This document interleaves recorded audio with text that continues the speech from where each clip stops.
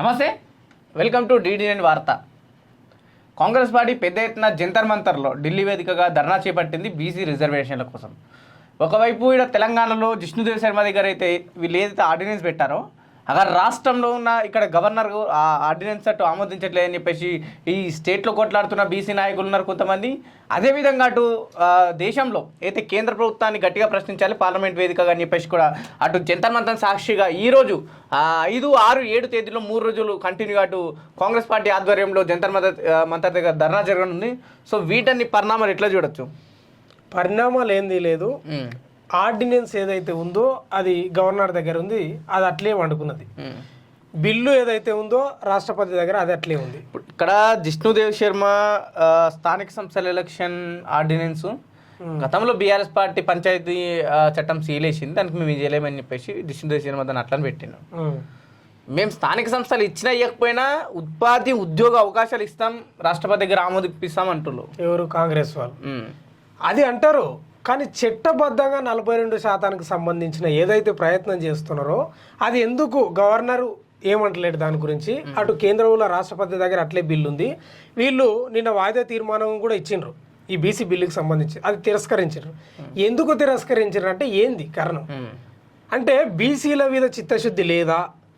ఇప్పుడు ఈరోజు ఢిల్లీకి పోయినరు, ఇప్పుడు ప్రతిపక్షాలు ఆరోపణ చేస్తున్నాయి ఇది అయ్యేది కాదు పోయేది కాదు, ఉత్తదే కామారెడ్డి డిక్లరేషన్ ఉత్త డొల్లా, కేవలం అధికారంలోకి రావడానికి ఇచ్చారు తప్ప 9th షెడ్యూల్లో పెట్టే సాధ్యం కాదు అని వీళ్ళు ఏదైతే చేస్తున్నారు. వీళ్ళు చేసే ప్రయత్నం వీళ్ళు చేస్తున్నారు.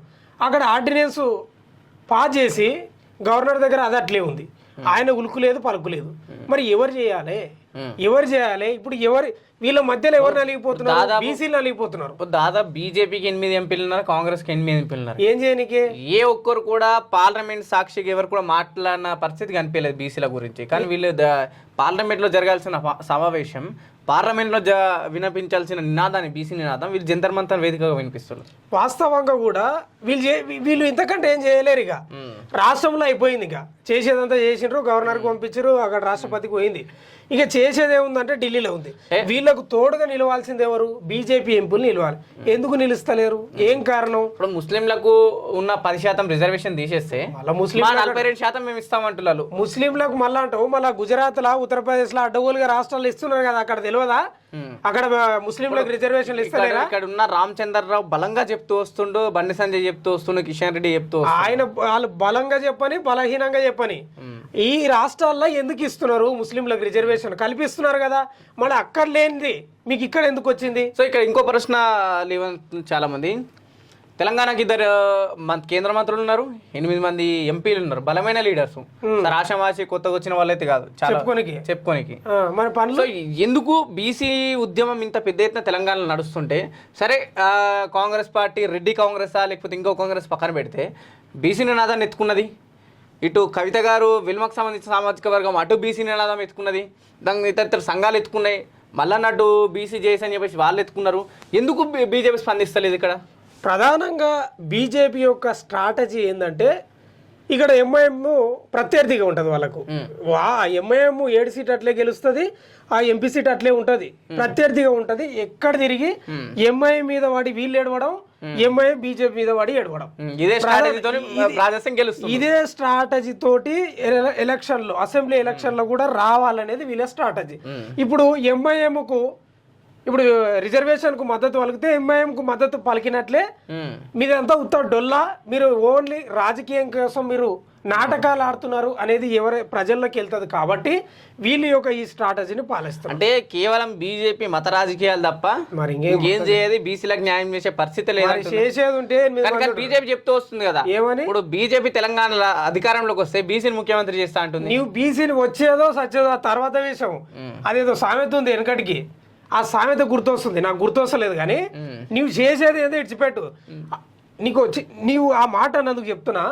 బీసీని ముఖ్యమంత్రిని చేస్తా అంటున్నావు కదా, ఇది నేను చెప్పే పాయింట్. ఇప్పుడు చూడు, తెలంగాణలో బీజేపీ కోసం కొన్ని ఏళ్లుగా జెండా పార్టీ మోసి భుజాలు కాయాలు గాయంగా ఇంట్లో తిట్లు తింటూ రోడ్ల మీద తిరుగుతున్న వాళ్ళకి ఎప్పుడైనా ఎంపీటీసీలు ఇచ్చినా ఇప్పుడు బండి సంజయ్ కింద నుంచి వచ్చిన వ్యక్తి, ఆయన ఒక్కరు వస్తే రావు ఏబీపీ దాని నుంచి వచ్చిన వ్యక్తి, ఆయన కిషన్ రెడ్డి వాళ్ళిద్దరు వస్తే office boy BJP office boy నుంచి వచ్చి ఇప్పుడు కేంద్ర మంత్రి అయిండు. అవును అయ్యిండు. అంతకన్నా గొప్పగా పోరాడే వాళ్ళు కూడా కింది స్థాయిలో ఉన్నారు. వాళ్ళు ఒక ఎంపీటీసీలు కావద్దా? గుర్తిస్తుంది కదా, ఏడా గుర్తిస్తుంది? ఎందుకు గుర్తించట్లేదు? ఎవరున్నారు గుర్తించడానికి? బండి సంజయ్ ఒక్కటి పేరు చెప్తే అయిపోతుందా? బండి సంజయ్, రామచంద్రరావు, కిషన్ రెడ్డి, ఆయన సామాజిక వర్గం బలంగా ఉంది కాబట్టి ఆయనకి ఇంత అదృష్టం కలిసి వచ్చింది కాబట్టి వచ్చిండు పైకి. కానీ బీసీలల్లా చాలా కులాలు వెనుకబడి ఉన్నాయి, వాళ్ళకి న్యాయం జరగొద్దా? ఎంపీటీసీలు, సర్పంచులు, తర్వాత వార్డు ముఖ్యమంత్రినే చేస్తా ఉంటుంది, అధికారంలోకి వస్తే ముఖ్యమంత్రిని చేస్తా. ఇంకా దీనికన్నా పెద్ద అది ఎట్లుంది తెలుసా? మా చచ్చిపోయిన బర్రె కుండెడు పాలిస్తుంది అన్నట్లుంది. నువ్వు ఫస్ట్ స్థానిక సంస్థలలో మీరు ఈ రిజర్వేషన్ కు మద్దతు పలుకుతే మీ బీజేపీ నాయకులు, కింది స్థాయిలో కార్యకర్తలు ఎంపీటీసీలు అవకాశం ఉంది. బీజేపీ ఏం చెప్తుందంటే మేము కులాల గురించి మేము మాట్లాడదలుచుకోలేము, మతాల గురించి మాట్లాడతాం, దేశభక్తి గురించి మాట్లాడదలుచుకుంటున్నాం, మరి జాతీయ అభివృద్ధి గురించి దేశభక్తి ఎవరికి లేదండి? ఎవరికి లేదు దేశభక్తి? ఎవరికైనా ఉండదా? కేవలం బీసీ నినాదం అనేది కాంగ్రెస్ పార్టీ, అటు బీఆర్ఎస్ కావచ్చు, తెలంగాణ జాగృతి, లేదంటే మల్లన్న, వీళ్ళందరూ కలిసి తెలంగాణ ప్రజల్ని మభ్యపెడుతూ మోసం చేస్తున్నారు. మరి మీరు న్యాయం చేయరాదు? మీరు ఎట్లా చేస్తారో న్యాయం చేయి.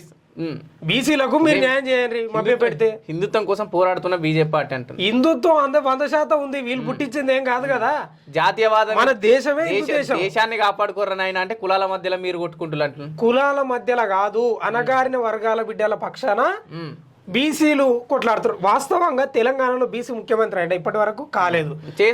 బీజేపీ చేస్తా అంటుంది. అందుకే నువ్వు వచ్చినాడు ఇన్ని సంవత్సరాలు కాంగ్రెస్ పార్టీ, బీఆర్ఎస్ లేకపోతే ఇతర పార్టీల మభ్య పెట్టినాయి. నేను వచ్చిరాగానే బీఆర్ఎస్ మీ బీజేపీ కలిసి పొత్తు పెట్టుకున్నాక వద్దురు కానీ ఫస్ట్ స్థానిక సంస్థలలో వాళ్ళకి న్యాయం చేయడానికి ఇది కానివ్వండి. ఫస్ట్ మీరు అది ముందర పెట్టుకొని మేము బీసీని చేస్తాం అంటే మరి ఇది కాదా? వీళ్ళు బీసీలు కాదా? వీళ్ళు ఎంపీటీసీలు, జెడ్పీటీసీలు కావాలని వద్దా? మీ కార్యకర్తలు కావద్దా? బీసీకి కేంద్ర మంత్రి ఇచ్చినాం మేము. కేంద్ర మంత్రి హోంశాఖ మంత్రిగా చేసిన వాళ్ళ పాత్ర ఏమన్నా పాత్రధారులు ఉన్నారా? యూరియా వాళ్ళు అడిగినంత ఇస్తున్నావా? వాళ్ళు అడుగుతుర్రో లేదో తెలియదు. వాళ్ళు అడిగినా ఏమన్నా తెచ్చిండ్రా? మెట్రో రైలు ప్రతిపాదన పెట్టిండ్రు, అద్దేరు. తర్వాత యూరియా వచ్చి తెలంగాణ అభివృద్ధిలో నడవడానికి కారణమే బీజేపీ. అవును, ఇంకే పార్టీ లేదు, వేరే పార్టీ లేదా? లేదు, బీజేపీ ఒకటే ఉంది. ఇంకా దేశాన్ని రక్షించడానికి బీజేపీ ఒకటే ఉంది. అవును, ఇప్పుడు కనిపిస్తుంది బీసీలకు ఏ పార్టీ మీరు మద్దతు పలుకుతున్నారో ఇప్పుడు కనిపిస్తుంది. మీరు ఇక్కడ బీసీలకు మద్దతు పడుతున్నారు మీరు అంటున్నారు. అవును, ఒక ఓబీసీని ప్రధానమంత్రిని చేసినామని మేము అంటున్నాం. చేయొచ్చు అండి, తప్పు లేదు, చెయ్యాలి కూడా. చెప్తున్నాం కదా మేము. బీసీలు ఈ దేశాన్ని ఏలాలి, రాష్ట్రాలను ఏలాలి. అవును తప్ప వాళ్ళ జనాభా అత్యధికంగా ఉంది. ఎన్నేళ్ళు ఆధిపత్య కులాలు ముఖ్యమంత్రులు అవుతారు? చేసిండ్రు అంటే చెయ్యాలి, ఇంకా చెయ్యాలి. వీళ్ళని ముఖ్యమంత్రిని కావాలి రాష్ట్రానికి. ఓబీసీని ప్రధానమంత్రి చేస్తేనే కాదు కదా, కింది స్థాయిలో నాయకులు లేరా? బీసీలకు రాజ్యాధికారం వద్దా? కాబట్టి ఖచ్చితంగా ఇక్కడ నేను చెప్పదలుచుకున్నది ఏంటంటే, మీరు ముఖ్యమంత్రిని ఎప్పుడన్నా చేతురు, మీరు వచ్చినాడు ఇంకా 20 ఏళ్ళకి వస్తారో 15 ఏళ్ళకి వస్తారో. కానీ ఇప్పుడు మీరు ఏ వాదన అనిపిస్తుంది అంటే, కొట్లాడే వాళ్ళు ఓసికి సంబంధించిన వాళ్ళే, పదవులు అనుభవించింది అగ్రకులాలకు సంబంధించిన వాళ్ళే. ఇప్పుడు ఏ పార్టీకి సంబంధించిన ఎవరు కొట్లాడుతున్నా సరే, మేము కొట్లాడదలేం కానీ చేసి చూపెడుతున్నాం. ఏంది ఏం చేసి చూపెట్టినాం అని చెప్తున్నాం. ఏడా మీరు జాతీయ స్థాయిలో ప్రధాని ఓబీసీ. అవునబ్బా, రాష్ట్ర స్థాయిలో నేనేమంటున్నా, జాతీయ స్థాయి కాదు, రాష్ట్రాలలో కూడా బీసీల రాజ్యం కావాలంటున్నా. తీసుకొస్తాం, అధికారంలోకి వచ్చిన తర్వాత తీసుకొస్తాం. నువ్వు ఇప్పుడు బీసీపీలకు మద్దతు వాళ్ళకంటే నువ్వు ఏదో జోలు చెప్తున్నావు, పోయిన జోలి ఎప్పుడో భవిష్యత్తులో జరిగే జోలు చెప్తున్నావు. ముస్లింలకు 10% రిజర్వేషన్ తీసి పక్కన ఫస్ట్ వాడది మేము తీసి పెడతాం. గుజరాత్లో ఉత్తరప్రదేశ్లో ఆడున్నాయి కదా, ఆడది ఫస్ట్ ఆడదీసి ఇక్కడ మాట్లాడి దాని గురించి. మీ స్ట్రాటజీ ఒకటే, మీరు మత రాజకీయాలకు పూనుకున్నారు.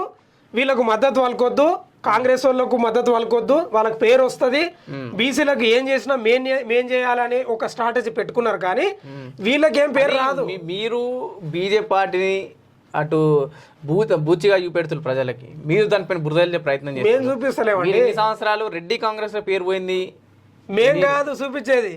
ఇదే మాటలు పోయి బీసీ సంఘాల దగ్గర ఎవరు కూర్చొని అడుగు, క్లియర్ గా తెలుస్తుంది. ఈ రోజు కాంగ్రెస్ పార్టీ ఇప్పుడు బీసీ నినాదం ఎత్తుకుందంటే దాని వెనుక కారణం స్థానిక సంస్థల ఎన్నికలు. మరోసారి బీసీలను మోసం చేయడానికే కాంగ్రెస్ పార్టీ ఆ నినాదాన్ని ఎత్తుకుందని తప్పే ఉందండి. ఇప్పుడు కొందరు ఉంటారు భక్తులు పండుగ వచ్చినప్పుడే దేవుని దగ్గర గుడి దగ్గరికి పోతారు, అందరూ అంటలేను. సరే స్థానిక సంస్థలకు పెట్టుకున్నారు అనుకుందాం, మరి బీసీలకు రావాలి, ఎన్నికల కోసమే బీసీలకు పెట్టుకున్నారు అనుకుందాం. ఎన్నికల కోసం పోతుందా? పోనీ ఎన్నికల అవును పోతుంది. దాని వెనక ఎట్లాంటి రాజకీయం లేదంటారా? ఏం లేదు, బీసీలకు న్యాయం జరుగుతుంది సార్. రాజకీయం ఉందా అనుకుందాం నీ భాషల్ని, బీసీలకు టికెట్లు వస్తాయి కదా, ఎంతమందికి ఇస్తాయి? ఎంతమందికో అంతమందికి వస్తాయి. వాళ్ళు అడుగుతున్న బీసీలు మాకు స్థానిక సంస్థలే కాదు, ఇటు అసెంబ్లీ పార్లమెంట్ లో కావాలి, మీరున్నదే 10% తక్కువ, మిగతా 90% మేమున్నామని అడుగుతుంది. మేము ఆ 90% న్యాయం చేయడానికి 42% దగ్గర అవుతున్నాం. అవును, రాజ్యాంగబద్ధంగా వాళ్ళు ఏదైతే అనుకున్నారో 50% దాటి ఇస్తామని అంటున్నారు. దాన్ని 9th షెడ్యూల్లో పెడితే మేము ఇస్తామంటారు. స్థానిక సంస్థలలో కానీ తర్వాత బీసీకి ముఖ్యమంత్రి చేద్దామని అంటున్నారు కదా, చేస్తారేమో. ఫస్ట్ ఈ కథ ముఖ్యం. కానీ అటు బీఆర్ఎస్ ఏమో వాళ్ళు సభ పెట్టుకొని వాళ్ళదో పంచాయతీ, బీజేపీ ఏమో ఆయన సభ పెట్టి ఆయనదో పంచాయతీ, ఇప్పుడు వీళ్ళదో పంచాయతీ, మధ్యలో ఎవడు ఈయన మన ఇద్దరిది మన పంచాయతీ. ఏంది పంచాయతీలు అంటే? నేనేమంటున్నా అంటే బీసీల పక్షాన నిలబడకపోతే ద్రోహులే వాళ్ళు ఎవరైనా సరే. బీజేపీ ఈరోజు ఆ ఎంఐఎంని చూసి ఏదో మాట్లాడుతుంది కానీ తప్పది. రైట్, ఇది జంతర్ మంతర్ దగ్గర జరుగుతున్న అటు బీసీ సంబంధించిన ధర్నా తెలంగాణ కాంగ్రెస్ చేపట్టింది. చూద్దాం తెలంగాణ కాంగ్రెస్ ఇంతవరకు ఈ జంతర్ మంతర్లో జరుగుతున్న ధర్నాని కేంద్ర ప్రభుత్వానికి వినిపించదలుచుకుంటే దీనికి మద్దతుగా అటు రాహుల్ గాంధీ, ప్రియాంక గాంధీ, సోనియా గాంధీ కూడా వస్తారని చెప్పేసి కూడా కాంగ్రెస్ పార్టీ పెద్దలు చెప్పడం జరుగుతుంది. ఒకవేళ వచ్చి ఏ విధంగా మద్దతు తెలుపుతారో, ఒకవేళ మద్దతు తెలిపితే అటు కాంగ్రెస్ పార్టీ నిజంగానే బీసీలో బలపడే అవకాశం ఉందా? ఎందుకంటే చాలా రోజుల నుంచి ఈ 6 గ్యారెంటీలు లేకపోతే వాళ్ళు ఇచ్చిన హామీల విషయంలో ప్రజలు పూర్తి స్థాయిలో వాళ్ళని వ్యతిరేకిస్తూ ఇప్పుడు అట్లీస్ట్ ఈ నినాదంతోనైనా స్థానిక సంస్థలకు వెళ్తే వాళ్ళ కోట్ల వచ్చే అవకాశం ఉన్నాయా? ఒకవేళ వస్తే ఏ విధంగా అటు రాష్ట్రపతి అక్కడున్న రాష్ట్రపతి ఆర్డినెన్స్ ఆమోదించే అవకాశం ఉందని చెప్పేసి కూడా చూడాల్సి ఉంటది. అయితే ఇంకొకటి ఇక్కడ ఏంటంటే ఇది ఒక స్ట్రాటజీ పెట్టుకుంది కాంగ్రెస్ కూడా. ఎందుకంటే కేంద్రాన్ని బూచిగా చూపించడానికి కూడా ధర్నాలు చేస్తుంది. వీళ్ళకి లాభం పడే అవకాశం ఉంటుంది బీసీ సంఘాల నుంచి. ఎందుకంటే మేము చేయని ప్రయత్నం లేదు, మేము అన్నీ చేసినాం. ఆడికి పోయి 3 రోజులు ధర్నా చేసినాం, రాష్ట్రపతిని కలిసినాం, ఆయన ప్రధానమంత్రిని కలిసినాం. అది ఏదో సినిమాలు అంటారు చూడు, నా పేరు ఎన్టీఆర్, ఇంతకంటే నేను ఏం చేయను అన్నట్లు మేము ఇంతకంటే ఏం చేయాలి, మా చేతుల్లో ఏముంది, మేము చేసినాం, ఇంకా మేము ఇంకేం చేయలేకపోతున్నాం. మీరే దోషిగా బీజేపీని మళ్ళీ తెలంగాణలో బీఆర్ఎస్ ను దోషిగా నిలబెట్టే ప్రయత్నం చేస్తుంది. అంటే ఎలక్షన్ లో మేము కొట్లాడినాం, మళ్ళీ మీ ఓట్లు మాకే ఉండాలి, ఇతర పార్టీలకు ఇవ్వద్దు అనే ఒక నినాదంతో కూడా అటు వెళ్ళే అవకాశం ఉంది. కాబట్టి చూడాలి ఎంతవరకు ఈ నినాదం పనిచేస్తుంది, ప్రజలు ఏ విధంగా వాళ్ళు సాగిస్తారనే విషయం కూడా మనం చూడాల్సిన అవసరం ఉంటుంది. చూస్తూనే ఉండండి DD9 వార్త.